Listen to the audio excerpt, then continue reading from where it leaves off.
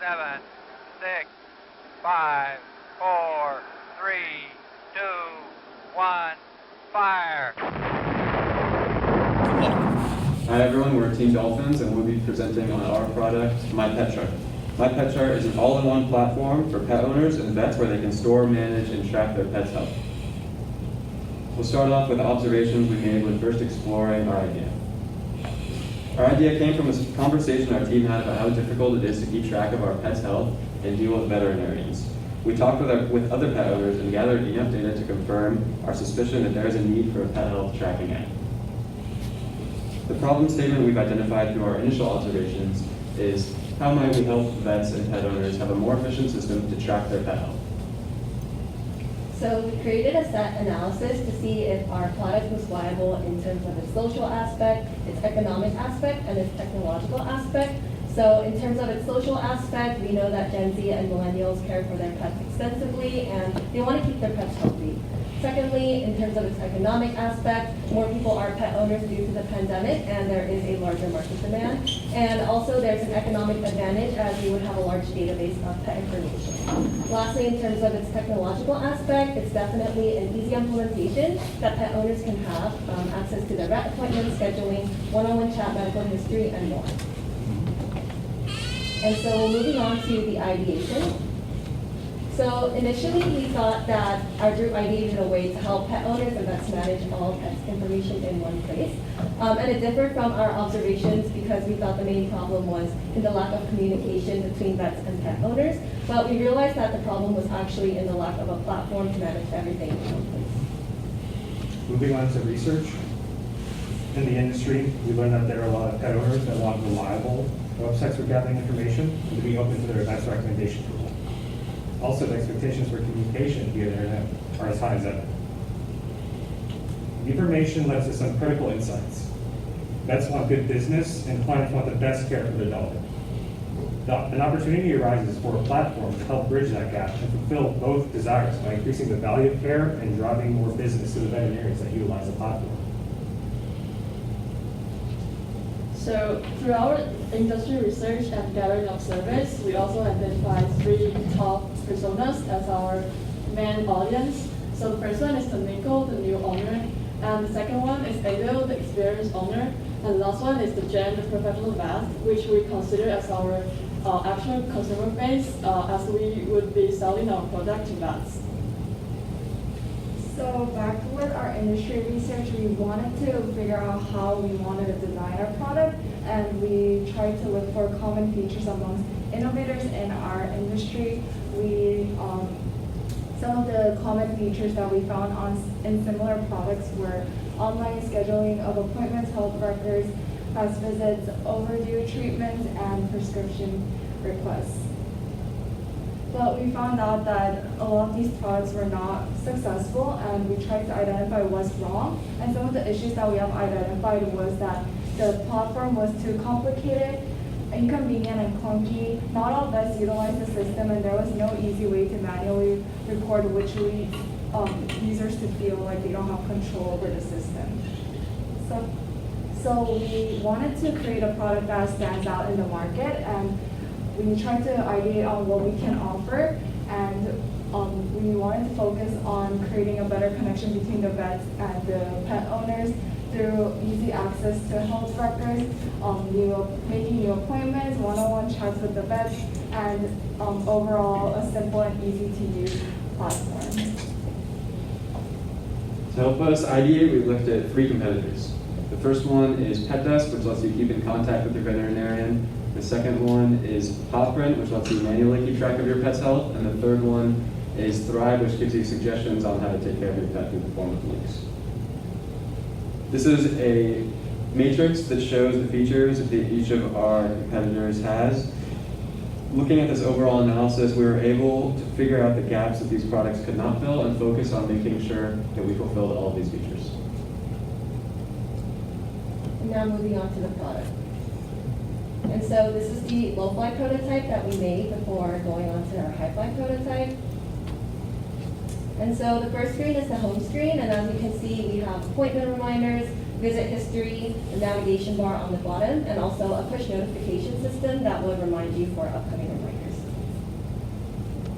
And this is just an interactive prototype, as you can see, of how our product works. The second screen is the scheduling screen. Here's the way that users can schedule through a calendar function. And next we have contact page. Yeah, next we have our contact page where vets and pet owners can chat and contact with each other without long hold times. And in addition, it also gives easy access to nearby vets in case the main care holders doesn't have time or is busy at that moment. So next is the document features. This is where users are allowed to, users can organize documents both automatically and manually. This will help users prevent mistakes and confusion. Finally, we have the profile page. This is where all the pet's basic and medical information is stored. And it's also where the client information, it also stores the client information and gives users the option to change the pets that they're given. And now moving on to the testing. So this is a poster that we presented at the design lab, and through this event we were able to kind of show our product to new customers and also see how our product would work in real life situations. In our speed dating 4x3, we found that scheduling appointments via reminders was the way to go for most people, with enough people liking manual appointment function to keep it. In our data for chatting, we had dramatic results. Users want messaging as real time or whenever the vet can get to it. If there are any real emergencies with the pet, they go to a vet hospital rather than call. We also learned it's good to have both kinds of pet history information. We want a simplified view, and they want to have the option to have a more diverse one, with history of their pet's weight and changes in health. So moving now to the last launch process, we will be going over how we branded our products and how we executed our marketing assets. So firstly, as you have already seen throughout the slides, we put our logos in every slide, and our main tagline is "Where Pets Stay Healthy," to try to tell everyone that we are a group of people that really cares about pet health. And we also come up with two more taglines that veterinarians manage your clients with MyPetChart, and we do the office work for you, save time and spend it meaningfully. So implying that with our product, they will have the time to be able to put in the extra care for the pets that need humans. So we also created a landing page for our app's potential website, and in our landing page we wanted to describe our product most effectively as possible, and we included previews of our user interface and the clear descriptions, and also included an explainer video at the end of the landing page. And this is our explainer video that targets vets, our primary user, and in our video we decided to not only focus on the app itself and its features, but also to provide a bigger picture of the problem and how our product can create a solution for them. Our platform to connect with your clients reflects the quality of your business. Let's meet Brenda. Brenda's phone lines have been overloaded with concerned clients since the start of the pandemic, and she's immensely stressed out. Traditional vet clinics offer rudimentary communication methods that waste time and resources. MyPetChart gives your clients a simple and easy way to communicate with your office. Reduces missed appointments notification reminders, alleviates concerned clients with access to information. You'll get more clients in the door and keep them coming back. Call us 17 now and get your office started with MyPetChart.